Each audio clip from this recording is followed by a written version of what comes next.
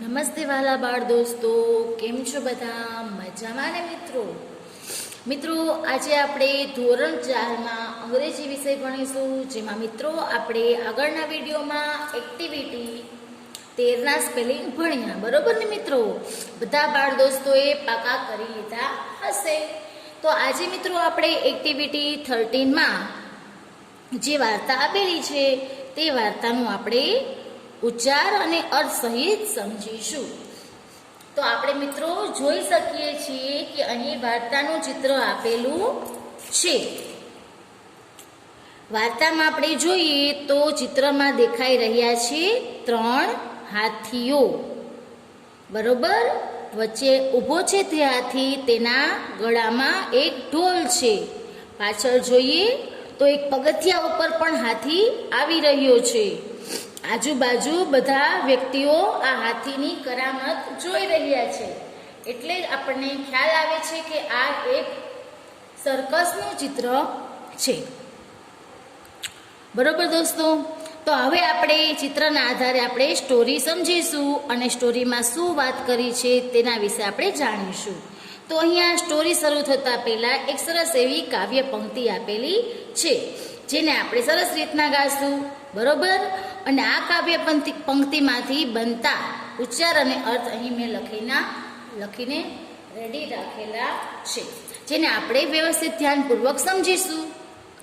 તો અહીં મિત્રો પ્રથમ પંક્તિમાં લખેલું છે બમ બમ બમરા. તો આપણે હવે કાવ્ય પંક્તિ છે તે આપણે પાકી નોટબુકમાં જ જોશી. ઓકે દોસ્તો, ચાલો બધાનું ધ્યાન બુક તરફ. બમ બમ બમરા બમ, આવી રીતના લખાણ કરેલું છે. બમ બમ બમરા બમ, બમરા બમરા બમ.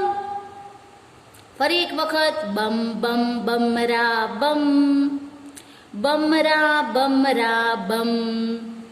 આગળ લખેલ છે ત્રીજી લીટીમાં આઈ have come a long away, I have come a long away with my little drum, with my little drum.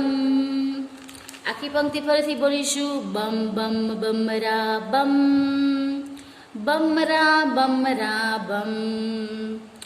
I have come a long way, I have come a long way with my little drum, with my little drum. એટલે આ કાવ્યમાં શું કહે છે મિત્રો? તો કે બમ બમ બમ બમ બમ બમરા, એટલે કે બમ બમ બમરા, એવો એ બમ બમ અવાજ કરે છે. બમરા બમરા બમ, એવી રીતના અવાજ કરતો કરતો હાથી આવે છે. બમ બમ બમરા બમ, બમરા બમરા બમ. અને તે કહે છે કે આઈ have come a long away. I have એટલે હું, કમ એટલે આવ્યો છું, અ લોંગ વે એટલે ખૂબ લાંબા રસ્તાએથી, એટલે કે લાંબી મુસાફરી કરીને આવ્યો છું. હું લાંબેથી આવ્યો છું. With my little drum, with એટલે સાથે, માય લિટલ ડ્રમ એટલે મારું નાનકડું ઢોલકું અથવા ઢોલ, એટલે કે હું લાંબેથી આવ્યો છું મારા નાના ઢોલ સાથે. નેક્સ્ટ પંક્તિ આપણે જોઈશું. જુન જુન જુંજરા જુન, જુન જુન જુંજરા જુન, જુંજરા જુંજરા જુન, જુંજરા જુનરા જુન. એટલે આમાં પણ એવી જ રીતના એવો અવાજ કાઢવામાં આવ્યો છે, ખંજરીનો કે કોઈ એવો એના હાથમાં કોઈ એવું વાજિંત્ર હશે જેનો અહીં અવાજ કરવામાં આવ્યો છે. ઓકે દોસ્તો, જન જન જંજરા જુન, જન જન જંજરા જુન, જંજરા જંજરા જુન. હવે આગળ તે કહે છે વી have come a long away, we have come a long away just to have some fun, just to have some fun. We have come a long way just to have some fun. એટલે તે શું કહે છે? We have એટલે અમે, come along અવે એટલે અમે ખૂબ દૂરથી આવ્યા છીએ, ખૂબ લાંબા રસ્તેથી આવ્યા છીએ.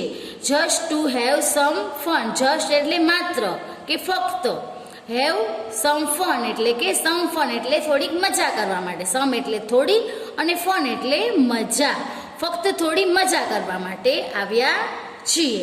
આખું આપણે કાવ્ય પંક્તિનું સેકન્ડ નંબરનું ઉચ્ચારણ કરીશું. જુન જુન જુંજરા જુન, જુંજરા જુંજરા જુન, અમે લાંબેથી આવ્યા છીએ ફક્ત થોડી મજા કરવા, એવું કાવ્ય પંક્તિમાં કહે છે. હવે મિત્રો આપણી હવે સ્ટોરી શરૂ થાય છે. આપણે જોઈ શકીએ છીએ આપણી કાવ્ય પંક્તિ અહીં પૂર્ણ થઈ ગઈ છે.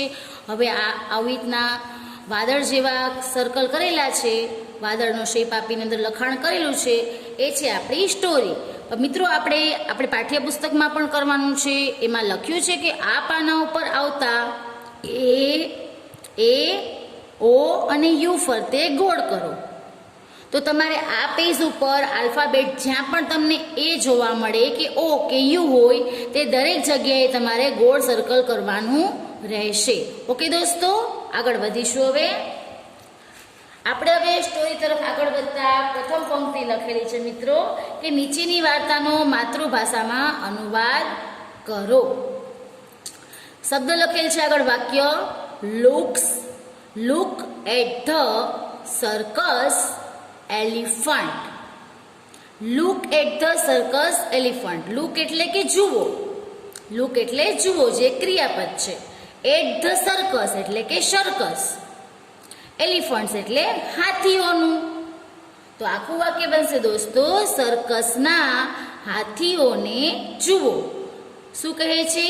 એટ ધ સર્કસ એલિફન્ટ એટલે કે સર્કસના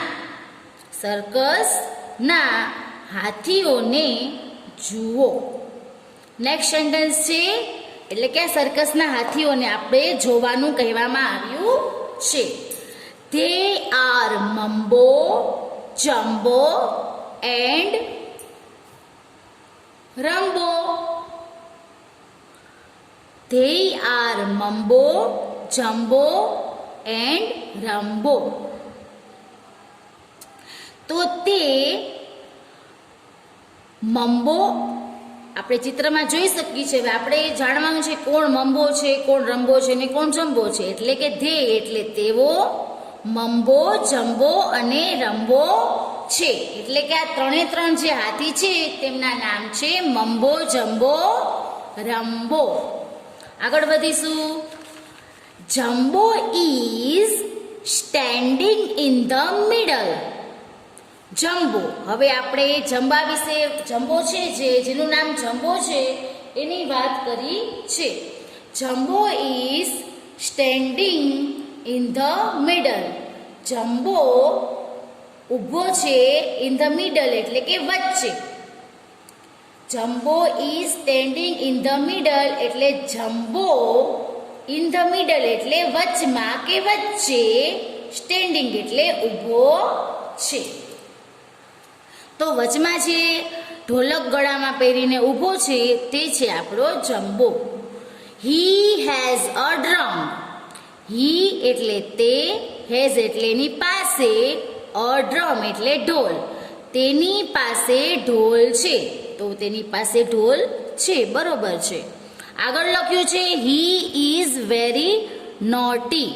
હી એટલે તે, ઇઝ એટલે છે, વેરી એટલે ખૂબ, નોટી એટલે તોફાની. તે ખૂબ જ તોફાની છે. Now the circus is over. Now એટલે અત્યારે અથવા હવે. ધ સર્કસ ઇઝ ઓવર એટલે કે સર્કસ છે. સર્કસ ઓવર એટલે પૂર્ણ, એટલે પૂરું થઈ ગયું છે. હવે સર્કસ પૂરું થયું છે.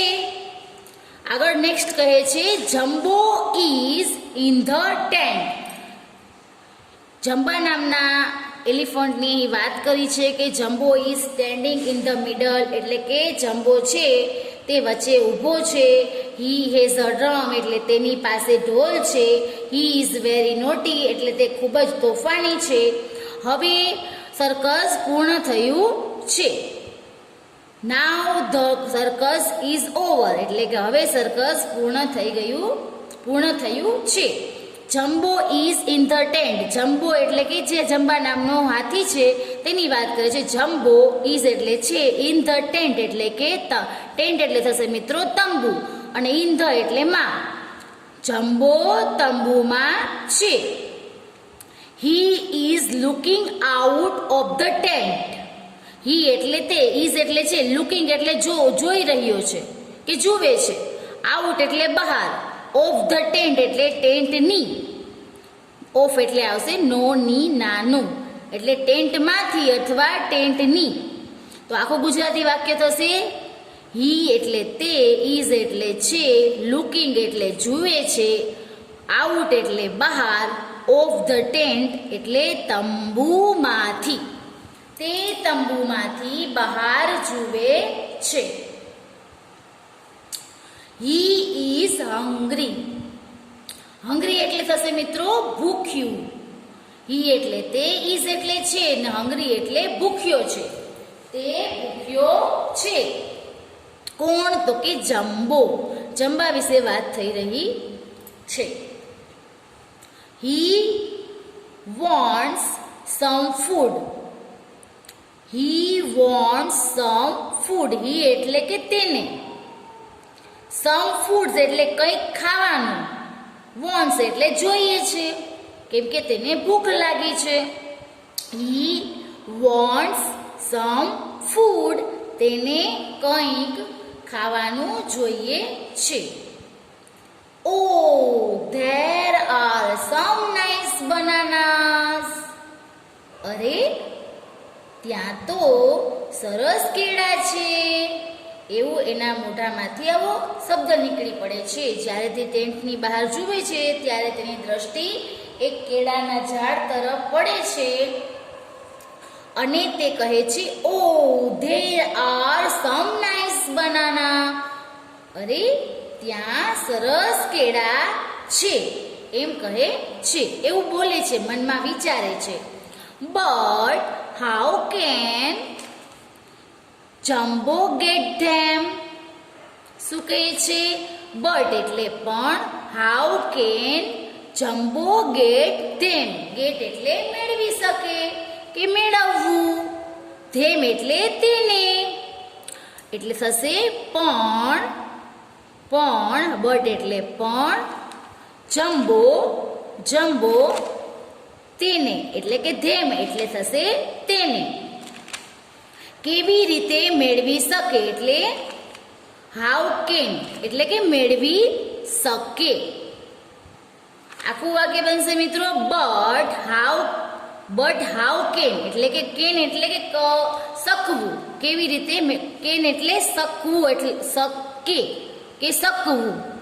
તો આવશે બટ હાઉ કેન એટલે હાવ એટલે કેવી રીતના, કેન એટલે શકે, બટ એટલે પણ, જમ્બો એટલે જમ્બો, ગેટ એટલે મેળવવું, ને ધેમ એટલે તેને. તો આખા વાક્ય એવી રીતના બનશે મિત્રો, પણ જમ્બો તેને કેવી રીતે મેળવી શકે.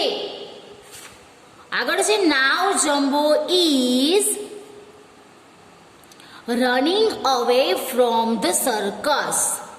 નાવ Jumbo is running away from the circus. Now એટલે હવે અથવા અત્યારે શું કરે છે જમ્બો? તો કે જમ્બો એટલે જમ્બો, ઇઝ એટલે છે, રનિંગ એટલે ભાગી રહ્યો છે, અવે ફ્રોમ ધ સર્કસ એટલે કે સર્કસમાંથી, અવે એટલે ભાગી રહ્યો છે, પણ ક્યાંથી? તો કે સર્કસમાંથી. નાવ એટલે હવે, Jumbo is running away from the circus. Jumbo સર્કસમાંથી, ફ્રોમ ધ સર્કસ એટલે સર્કસમાંથી, રનિંગ આઉટ એટલે રનિંગ અવે એટલે ભાગી રહ્યો છે. All are sleeping soundly. All એટલે બધા, આર એટલે છે, સ્લીપિંગ એટલે સૂતા, અને સાઉન્ડલી એટલે શાંતિથી. એટલે આખું વાક્ય બનશે બધા શાંતિથી સૂતા છે. જમ્બો ઇઝ ગોઈંગ અવે ફ્રોમ ધ ટેન્ટ. જમ્બો એટલે જમ્બો ઇઝ એટલે છે, ગોઈંગ એટલે જઈ રહ્યો છે, અવે ફ્રોમ ધ ટેન્ટ એટલે કે તંબુમાંથી જઈ રહ્યો છે. જમ્બો ઇઝ ગોઈંગ અવે ફ્રોમ ધ ટેન્ટ એટલે થશે જમ્બો તંબુમાંથી જઈ રહ્યો છે. ક્યાં જઈ રહ્યો છે ચાલો આપણે જોઈએ. He is holding the bells. He એટલે તે, ઇઝ એટલે છે, હોલ્ડિંગ એટલે કે પકડી. કોને પકડી રાખી છે તો કે ધ બેલ્સ એટલે ઘંટડીઓ. તેણે ઘંટડીઓ, હોલ્ડિંગ એટલે પકડી, હોલ્ડિંગ પકડી રાખી છે. હોલ્ડ એટલે પકડવું અને હોલ્ડિંગ એટલે પકડી રાખી છે. તેણે ઘંટડીઓ પકડી રાખી છે. He is holding the bells. Otherwise the noise will wake up everyone. Otherwise એટલે થશે નહીતર. જો તે ઘંટડીઓ પકડીને ન રાખે તો શું થાય તો કે અધરવાઇઝ એટલે નહીતર, ધ નોઇઝ એટલે અવાજ, will wake up everyone. Will છે એ ભવિષ્યકાળનું રૂપ છે એટલે ધ નોઇઝ એટલે અવાજ, will wake up everyone. Wake up એટલે કે ઉઠવું, જગાડવું, અને ઓલ એટલે એવરીવન એટલે બધાને. જો તે ઘંટડીઓ હોલ્ડ ના કરત પોતાના હાથ વડે તો તેના અવાજથી બધા જાગી જશે, કે જગાડી દે તેનો અવાજ. એટલે અહીંયા આવશે નહીતર તેનો અવાજ બધાને જગાડશે, એવું તે વિચારે છે. ફરી એક વખત જોઈ લઈ. અધરવાઇઝ એટલે નહીતર, ધ નોઇઝ એટલે તેનો અવાજ, will wake up everyone. Will wake up એટલે જગાડશે, એવરીવન એટલે બધાને, નહીતર તેનો અવાજ બધાને જગાડશે. નેક્સ્ટ છે now Jumbo is very near the tall banana tree. Now એટલે હવે, જમ્બો એટલે જમ્બો, ઇઝ એટલે છે, વેરી એટલે ખૂબ જ, નિયર એટલે નજીક, ધ ટોલ બનાના ટ્રી એટલે કેળાનું ઊંચું ઝાડ. કેળાનું, ધ એ આર્ટિકલ છે, ટોલ એટલે ઊંચું અને બનાના ટ્રી એટલે કેળાનું ઝાડ. હવે જમ્બો કેળાના એક ઊંચા ઝાડની ખૂબ નજીક છે. Now Jumbo is very near the tall banana tree એટલે હવે જમ્બો કેળાના એક ઊંચા ઝાડની ખૂબ નજીક છે. He loves banana and he is hungry too. He loves banana એટલે થશે તેને, હી એટલે તેને, લવ્સ એટલે ભાવે છે ખૂબ જ, બનાનાસ એટલે કેળા, તેને કેળા ખૂબ ભાવે છે. એન્ડ એટલે અને, હી ઇઝ હંગ્રી ટુ એટલે હી એટલે તે, ઇઝ એટલે છે, હંગ્રી એટલે ભૂખ્યો ને ટુ એટલે પણ, અને તે ભૂખ્યો પણ છે. He loves banana and he is hungry too એટલે તેને કેળા ખૂબ ભાવે છે અને તે ભૂખ્યો પણ છે. Next sentence. Oh what is Jumbo doing now. Oh what is Jumbo doing now. Oh એટલે અરે, વોટ એટલે શું, ઇઝ એટલે છે, જમ્બો એક નામ છે હાથીનું એટલે જમ્બો, ડુઈંગ એટલે કરી રહ્યો છે, નાવ એટલે અત્યારે. અરે હવે જમ્બો શું કરી રહ્યો છે. વોટ ઇઝ જમ્બો ડુઈંગ નાઉ. હવે જમ્બો શું કરી રહ્યો છે એવો પ્રશ્ન પૂછે છે, એટલે પ્રશ્નનો ભાવ બોલતા સમયે રજૂ કરવાનો. He can not reach the bananas. He એટલે તે, કેન નોટ એટલે શકતો નથી, રીચ એટલે પહોંચી, ધ બનાના એટલે કેળા સુધી.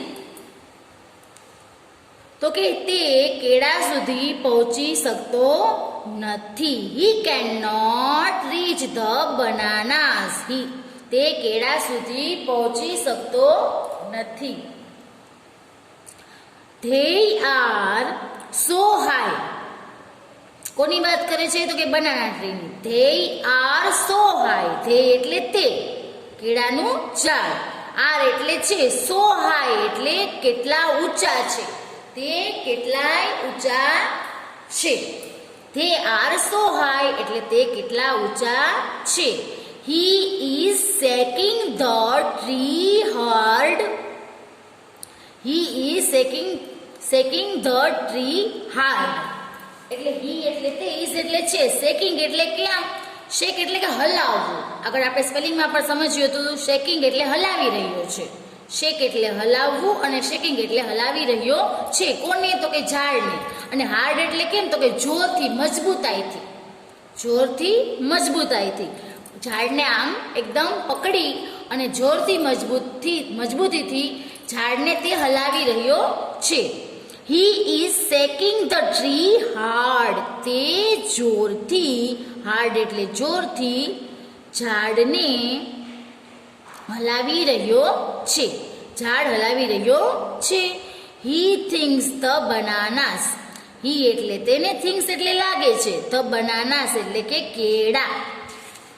તેને લાગે છે કે કેળા, આટલું આપણે જોયું. આગળ જોઈએ. Will fell down from the tree. એટલે વિલ એટલે કે ભવિષ્યકાળનું વાક્ય છે, એટલે તે વિચારે છે. શું વિચારે છે કે હી થિંક્સ ધ બનાનાસ. થિંગ્સ એટલે વિચારવું. જે કંઈ ક્રિયા થઈ નથી પણ જે ક્રિયા થવાની છે એના માટે તે વિચાર કરે છે. એટલે તેને લાગે છે કે કેળા ઝાડ ઉપરથી નીચે પડશે. Will fall down. Fall down એટલે નીચે પડવું. ફ્રોમ ધ ટ્રી એટલે કે ઝાડ ઉપરથી, કે ઝાડમાંથી. ફરી એકવાર. He thinks the bananas will fall down from the tree. તેને લાગે છે કે કેળા ઝાડ ઉપરથી નીચે પડશે. But who is sleeping on the banana tree. હવે જોવે છે તો તે જ્યારે ઝાડને હલાવે છે અને એવું વિચારે છે કે ઝાડ ઉપરથી કેળા નીચે પડશે. But who is sleeping on the banana tree. Who એટલે કોણ, ઇઝ એટલે છે, સ્લીપિંગ એટલે સૂઈ રહ્યું છે, ઓન ધ બનાના ટ્રી એટલે કેળાના ઝાડ ઉપર. બટ એટલે પણ, કેળાના ઝાડ પર કોણ સૂતું છે. શું કહે છે? એ જોવે છે તો ઝાડ હલાવે છે ત્યારે કોઈ સૂતું હોય છે. ત્યારે એવો પ્રશ્ન પૂછે છે કે who is sleeping on the banana tree. પણ કેળાના ઝાડ ઉપર કોણ સૂતું છે? Well it is a monkey. Well એટલે કે આપણે કહીએ ને વેલ, સારું, ઠીક, ઓકે એમ. Well it is a monkey. It એટલે તે, ઇઝ એટલે છે, મંકી એટલે વાંદરો. તે વાંદરો છે. Well it is a monkey. ઠીક, તે વાંદરો છે.